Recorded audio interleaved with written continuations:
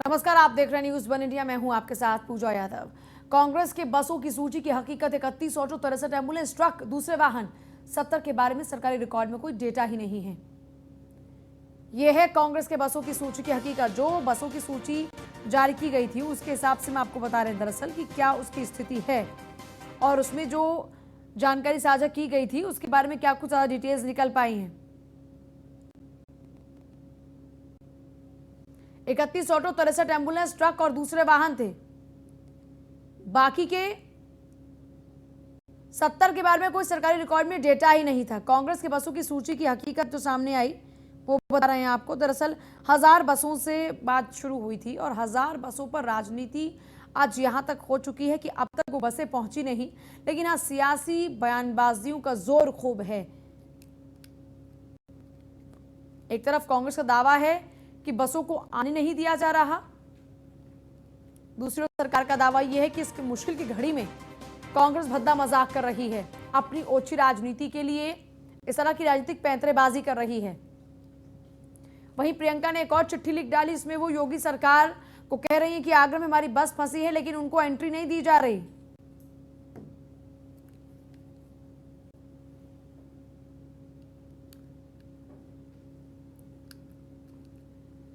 UP में बसों को लेकर योगी सरकार और प्रियंका में खींचतान लगातार जारी है। प्रियंका गांधी के निजी सचिव संदीप सिंह ने फिर लिखी है चिट्ठी। यूपी सरकार हमारे ट्रांसपोर्टर्स को धमका रही है। आगरा प्रशासन 3 घंटों से बसों को प्रवेश की अनुमति नहीं दे रहा। राज्य में बसों को प्रवेश की अनुमति दी जाए। आगरा में नहीं मिल रही बसों को एंट्री, नोएडा कैसे लाएंगे। गाजियाबाद में हजारों की संख्या में प्रवासी मजदूरों ने इंतजार किया है। एसके वाजपेयी हमारे साथ जुड़ गए। एसके, हो क्या रहा है, कौन सच्चा है और कौन झूठा है? कांग्रेस का दावा है कि आगरा से अंदर प्रवेश नहीं दिया जा रहा। सरकार का दावा यह है कि जो अभी तक जानकारी साझा की गई है उनमें 70 वाहन ऐसे जिनका कोई सरकारी रिकॉर्ड नहीं और कुछ ऐसे जिनमें ऑटो, टू व्हीलर और ट्रक के नंबर्स हैं।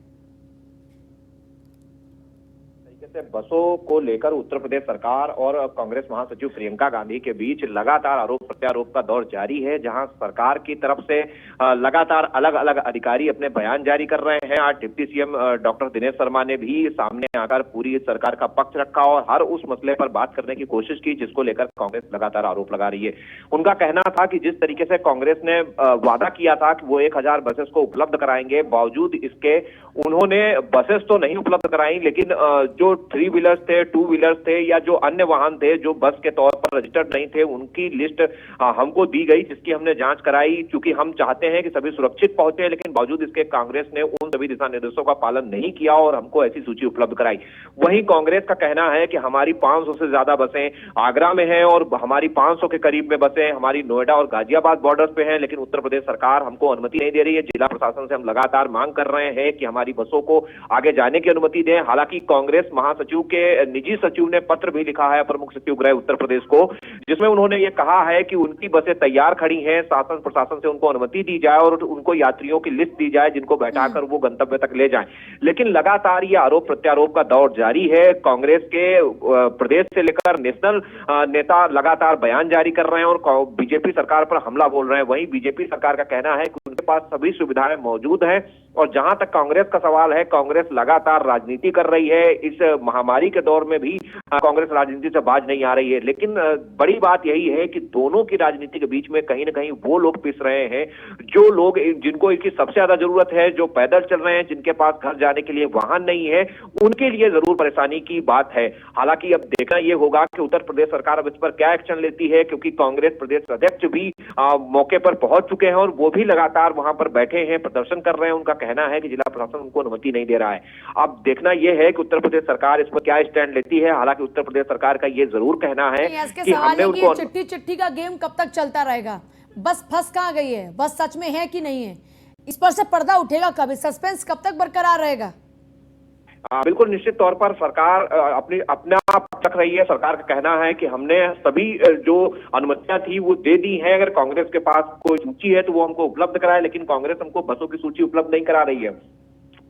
वहीं कांग्रेस का कहना है कि हमने सूची उपलब्ध करा दी है, हम बसों के साथ जिला प्रशासन से लगातार अनुरोध कर रहे हैं कि वो हमको अनुमति दें, हमको यात्रियों की सूची दें, लेकिन जिला प्रशासन हमारा सहयोग नहीं कर रहा है। तो निश्चित तौर पर आरोप प्रत्यारोप और साथ ही साथ जो पत्र एक दूसरे को लिखने का दौर है वो लगातार जारी है। और निश्चित तौर पर लोग जरूर असमंजस की स्थिति है कि आखिर वो किस पर विश्वास करें, कौन सही है कौन गलत है। लेकिन असमंजस की स्थिति लगातार बनी हुई है, क्योंकि कांग्रेस का कहना है कि वो बसों के साथ तैयार है, उन्होंने खाने के पैकेट्स और बाकी जो इंतजाम है वो भी कर लिए हैं, लेकिन उनको सरकार की तरफ से अनुमति लिखित में दी गई है, लेकिन जिला प्रशासन उनको अंदर आने की अनुमति नहीं दे रहा है। वहीं सरकार कह रही है कि हमने अनुमति दी है और हम अगर वो हमको बसेस देते हैं तो हम आगे की प्रक्रिया के लिए तैयार हैं, जो भी हमने उनसे डॉक्यूमेंट्स कहे हैं वो डॉक्यूमेंट्स वो हमको उपलब्ध कराएं। तो निश्चित तौर पर कहीं न कहीं आरोप प्रत्यारोप का दौर जारी है, लेकिन अभी तक भी कोई स्थिति साफ नहीं हो पाई है कि आखिर कांग्रेस नहीं देना चाहती है बसेस या फिर उत्तर प्रदेश सरकार लेना नहीं चाहती है। हालांकि उत्तर प्रदेश सरकार की तरफ से चाहे सिद्धार्थनाथ सिंह ने अपना पक्ष रखा हो या deputy CM doctor Dinesh Sharma ने अपना पक्ष रखा हो, जल शक्ति मंत्री महेंद्र सिंह ने अपना पक्ष रखा हो, उनका यही कहना है कि हम कतई भी कोई ऐसा राजनीति नहीं कर रहे हैं और खासतौर पर इस महामारी के दौर में बिल्कुल भी हम राजनीति नहीं करना चाहते हैं और हम चाहते हैं कि लोग उनके घरों तक सुरक्षित पहुंचे। उसके लिए सरकार लगातार व्यवस्था कर रही है। 16 लाख से ज्यादा लोगों को हम अपने साधन से लाए हैं और लगातार लोगों को पहुंचाने का काम कर रहे हैं, लेकिन कांग्रेस ऐसे समय पर राजनीति कर रही है। तो निश्चित तौर पर एक आरोप प्रत्यारोप का दौर लगातार जारी है, अभी भी वो दौर चल रहा है। हालांकि अभी कांग्रेस से दी गई किसी भी बस को उत्तर प्रदेश सरकार ने स्वीकार नहीं किया है। अब उसके पीछे क्या वजह है, कांग्रेस ने डॉक्यूमेंट्स उपलब्ध नहीं कराए हैं या फिर उत्तर प्रदेश सरकार लेना नहीं चाहती, इसकी स्थिति अभी तक भी साफ नहीं हो पाई है। जी एसके, बहुत शुक्रिया आप तमाम जानकारी के लिए। देखिए, ये वो नंबर्स हैं जो राजस्थान की गाड़ियों का जिक्र हुआ था कि हमारी जो बसें हैं वो रवाना हो चुकी हैं, और जब इन नंबर्स को चेक किया गया तो ये नंबर्स कुछ ऑटोज़ के हैं जो राजस्थान के, देखिए नंबर्स हैं, और इसमें ज़्यादातर जो ये सूची बकायदा जारी की गई है कि जो सूची दी गई थी कांग्रेस की ओर से उनमें ये ऑटो हैं। देखिए 31 तो ऑटो का आ गया जो अभी आप देख रहे हैं, इनमें 31 ऑटो हैं, जो 63 है वो एम्बुलेंस, ट्रक और दूसरे वाहन हैं। और इसी तरीके 70 के बारे में कोई सरकारी रिकॉर्ड नजर ही नहीं आया जो नंबर साझा किए गए थे।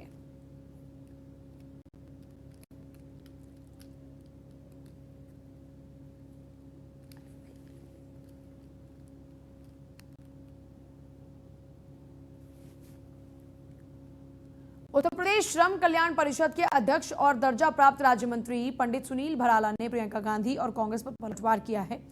पंडित सुनील भराला कहते हैं कि हर बात पर राजनीति करना और कांग्रेस द्वारा हर बात पर प्रश्न चिन्ह उठाना ये दर्शाता है कि ये ओछी राजनीति का हिस्सा है।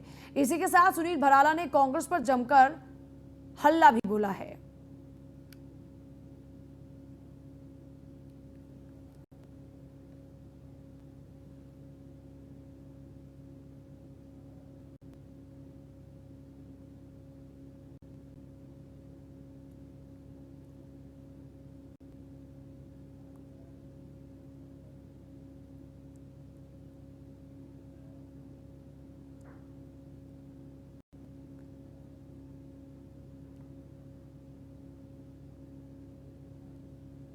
श्रीमती प्रियंका गांधी जी ने रात को 2:30 बजे बसों की सूची उपलब्ध कराई, उसके लिए धन्यवाद है।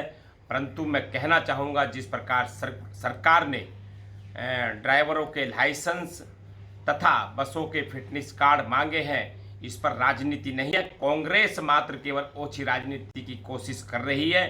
ये कानून के नियम हैं। अगर बस में श्रमिक जा रहे हैं अपने घरों पर, कोई बात हो गई, कोई घटना दुर्घटना हो गई, तो उसकी जवाबदेही सरकार की होगी। उसकी जवाबदेही कौन अपनी जिम्मेदारी लेगा? इसलिए बसों के ड्राइवरों के लाइसेंस देखना और फिटनेस कार्ड देखना ये जिम्मेदारी होती है। उसके आधार पर सरकार ने कहा है कि ये चीज़ भी उपलब्ध कराएं। तो कांग्रेस पार्टी इसको राजनीति बता रही है। निश्चित रूप से ये साबित हो जाता है कि हर बात पर प्रश्न चिन्ह उठाना तो ओछी राजनीति का हिस्सा है। मैं प्रियंका गांधी जी से कहना चाहूँगा कि वो अगर दया रखती हैं श्रमिकों के साथ, उनका एक मन भाव है उनकी सेवा करने के लिए, उनकी पीड़ा को समझने का अगर उनके अंदर मादा है, तो वो निश्चित रूप से सेवा के रूप में आए, ना कि राजनीति करे। उत्तर प्रदेश के मुख्यमंत्री श्री आदित्यनाथ योगी जी जिस प्रकार से रात दिन सेवा कर रहे हैं प्रवासी श्रमिकों की, जरूरतमंद लोगों की, परिवारों की, गरीबों की, इसी प्रकार से अपने आप को स्थापित करें तो देश समझेगा, प्रदेश समझेगा। खबर गाजियाबाद से है। दरअसल दिल्ली की सीमापुरी बॉर्डर से घुसे प्रवासी मजदूरों को पुलिस ने डंडे फटकार कर खदेड़ दिया। मजदूरों में मची भगदड़। शालीमार गार्डन मेन में ही घुसे थे मजदूर। साहिबाबाद थाने की पुलिस ने उन्हें खदेड़ा है। ये तस्वीर आप देख सकते हैं जब पुलिस ने इनको खदेड़ा यहां से, और चारों तरफ आप देख सकते हैं किस तरह से भगदड़ का माहौल देखने को मिल रहा है। यहाँ पर कुछ लोग गिर रहे हैं नीचे, सामान है कंधों पर, फिर भी भागे जा रहे हैं।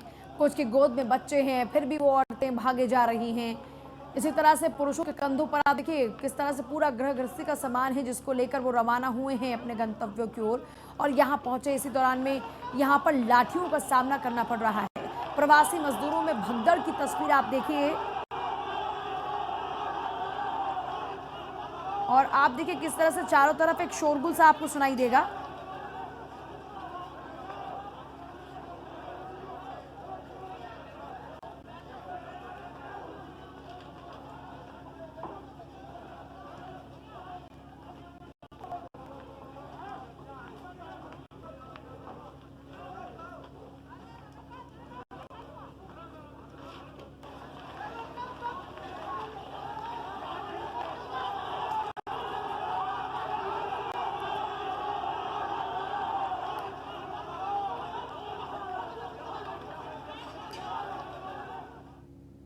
गाजियाबाद में फिर बढ़ा कोरोना का ग्राफ। गाजियाबाद में कोरोना के 4 नए केस।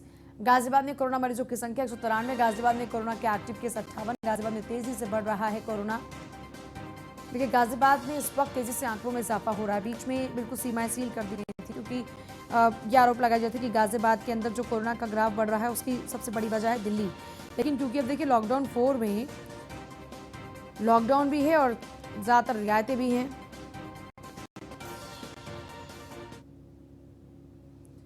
अब एक बार फिर से कोरोना का ग्राफ बढ़ा है गाजियाबाद के अंदर।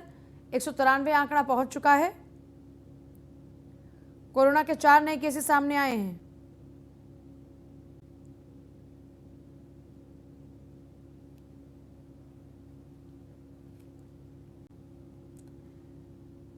और बस्ती में फूटा है कोरोना बम। बस्ती में 50 लोगों की रिपोर्ट कोरोना पॉजिटिव आई है। महाराष्ट्र से लौटे हैं ये कोरोना पॉजिटिव। 49 मजदूर सहित 1 साल का बच्चा भी है कोरोना पॉजिटिव। सभी मजदूर कई स्कूल और मेडिकल कॉलेज में क्वारंटीन थे। बस्ती में कोरोना पॉजिटिव मरीजों की संख्या इसी के साथ 104 हो गई है। कोरोना से अब तक बस्ती में 2 लोगों की मौत भी हो चुकी है।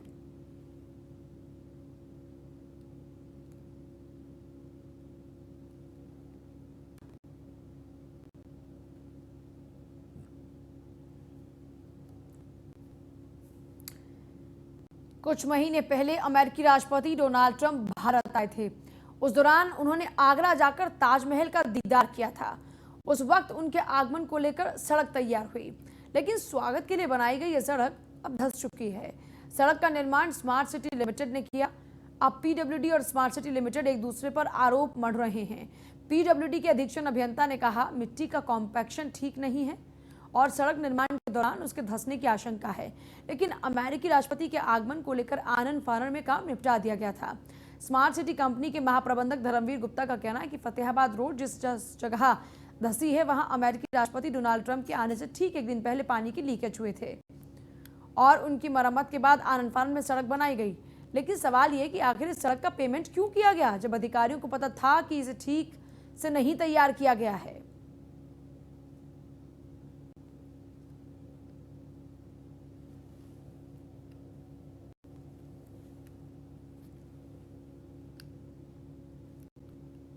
मैगी कहे जाने वाली रोल मॉडल रोड की अगर हालत देखी जाए तो जब हम और थोड़ा आगे बढ़े तो एक गड्ढा और हमको मिला। गड्ढे की हालत कुछ इस तरीके से थी कि जहां देखा जाए तो तुम तस्वीरों में आप साफ देख सकते हैं कि गड्ढे की स्थिति जहां देखा जाए तो बीच रोड पे गड्ढा है जहां तमाम हादसे को वो नौता और दावत देता दिखाई दे रहा है। ये गड्ढा नहीं 105 करोड़ रुपए खर्च करने वाला धब्बा माना जाए तो और बेहतर है, जो कि 105 करोड़ की लागत के बाद बनी। उसके बाद देखा जाए तो आज उस सड़क की रोल मॉडल कहे जाने वाली धज्जियां उड़ती हुए सड़क पर ही दिख रही हैं। देखने की सबसे बड़ी बात है कि आप यहाँ न्यूज़ वन इंडिया की टीम जब यहाँ जायजा लेने के लिए पहुंची तो देखा कि सड़क पर कर्मचारियां काम करते हुए दिखाई दे रहे हैं और सड़क पर एक विशाल गड्ढा जो कि 105 करोड़ रुपए की लागत पर धब्बा लगाता हुआ दिखाई दे रहा है। जहाँ मजदूर भी काम कर रहे हैं, तमाम कर्मचारी भी काम कर रहे हैं। तो सबसे बड़ी देखा जाए तो स्मार्ट सिटी की सबसे बड़ी फेलियर यहाँ दिखाई देती है। डोनाल्ड ट्रंप आए, ताज का दीदार किया और वापस चले गए। लेकिन 2 महीने के ट्रैफिक ऑफ होने के बाद भी सड़क का ये हाल है, तो आने वाले दिनों में जब लॉकडाउन नहीं होता, तेज रफ्तार गाड़ियां इस पर दौड़ती, तो इस सड़क का क्या हाल होता। तमाम अधिकारियों के बयान जिम्मेदारान नहीं आए हैं। देखा जाए तो अभी तक कोई बड़ा अधिकारी इस पूरे मामले पर बोलने के लिए तैयार नहीं है। कैमरा पर्सन शेर सिंह के साथ मैं मयंक त्यागी, न्यूज़ 1 इंडिया, आगरा।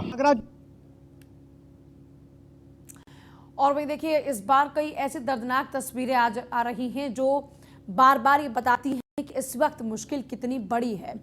ऐसी ही तस्वीर फिरोजाबाद से सामने आई, जहां कोरोना लॉकडाउन और मजदूर गर्भवती पत्नी को लेकर गुड़गांव से अमेठी पहुंचा। गर्भवती पत्नी और 1.5 साल की बच्ची को रिक्शे से लेकर ये यहाँ पहुंचा। सूरज की कड़ी धूप में रिक्शे से लेकर गुड़गांव से अमेठी ये युवक अपने परिवार को पहुंचा, जिसके बाद सरकार और प्रशासन के दावों की पोल खुल गई। फिरोजाबाद के रास्ते अपने परिवार को लेकर रिक्शा चालक गुजरा। देखिए किस तरह से पूरे रास्ते में अपने बच्चे के दूध का इंतजाम कर रखा था, खाने पीने का इंतजाम किया था। किसी के सहारे नहीं, भगवान की इस तस्वीर के सहारे इसने गुड़गांव से अमेठी तक का सफर तय किया। महिला गर्भवती, छोटी बच्ची गोद में, पूरे घर का राशन पानी बांधकर यह युवक सोचिए अपने गंतव्य की ओर आगे बढ़ा। और इस दौरान में उसका बच्चा भूखा ना रहे, इसलिए उसका दूध भी साथ में लेकर चला, ताकि किसी के सामने रहमत की भीख न मांगनी पड़े। फिरोजाबाद के रास्ते ये रिक्शा चालक अपने परिवार सहित अमेठी पहुंचा। गर्भवती पत्नी को लेकर गुड़गांव से अमेठी पहुंचा ये मजदूर। सोचिए इतनी तपती गर्मी में, जहां कोई घर से निकलना पसंद तक नहीं करता, उस तपती गर्मी में, उस सूरज की किरण की चुभन के साथ ये शख्स लगातार अपने परिवार को इस रिक्शे में बिठाए आगे चलता रहा, बढ़ता रहा और बार बार प्रशासन को चैलेंज करता रहा।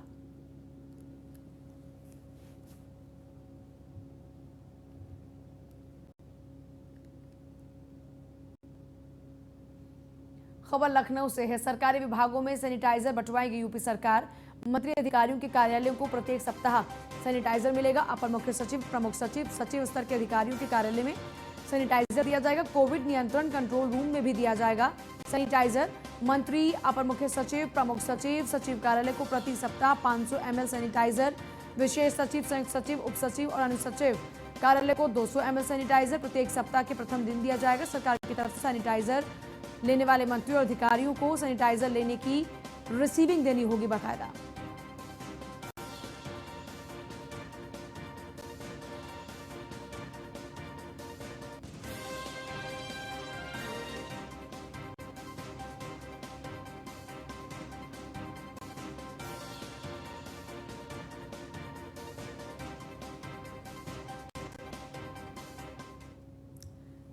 खबर संभल से है। सपा के पूर्व प्रत्याशी की गोली मारकर हत्या। पूर्व प्रत्याशी और बेटे को दिन दहाड़े मौत के घाट उतार दिया गया। सपा नेता छोटेलाल दिवाकर और उनके बेटे की हत्या। खेत पर टहलने गए पूर्व प्रत्याशी और बेटे को सरेआम गोली मार दी गई। शमशोई गांव में डबल मर्डर से हड़कंप मचा है। गांव के ही दबंगों पर हत्या के आरोप है। मौके पर पुलिस बल के साथ एसपी यमुना प्रसाद भी पहुंचे। मामले की जांच पड़ताल में जुटी है संभल पुलिस।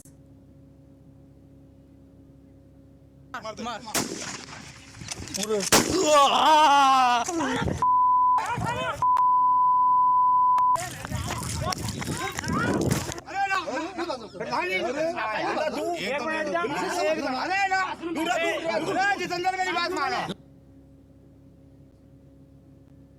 चला राइफल चला मार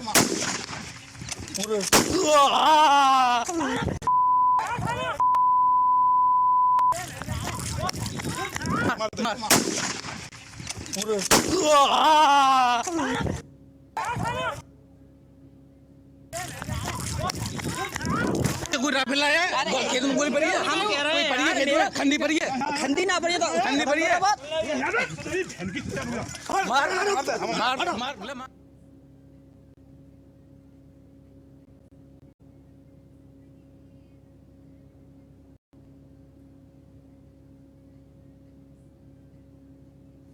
देखिए तस्वीरें किस तरह से वो शख्स चीख रहा है कि वो आखिरी जो आह है, जो दर्द में वो चिल्ला रहा है मौत को करीब देखते हुए, क्योंकि उसे सीधे गोली लगी है।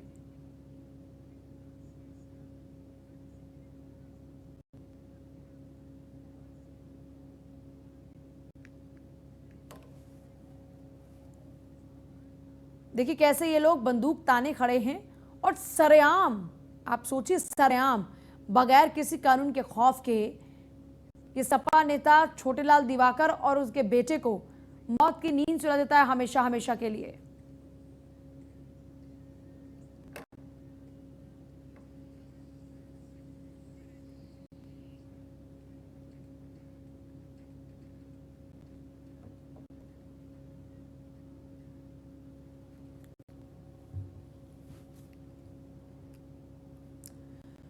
और प्रियंका गांधी ने योगी सरकार पर बोला है हमला। उत्तर प्रदेश सरकार ने यहां पर अब हर हद को पार कर दिया है।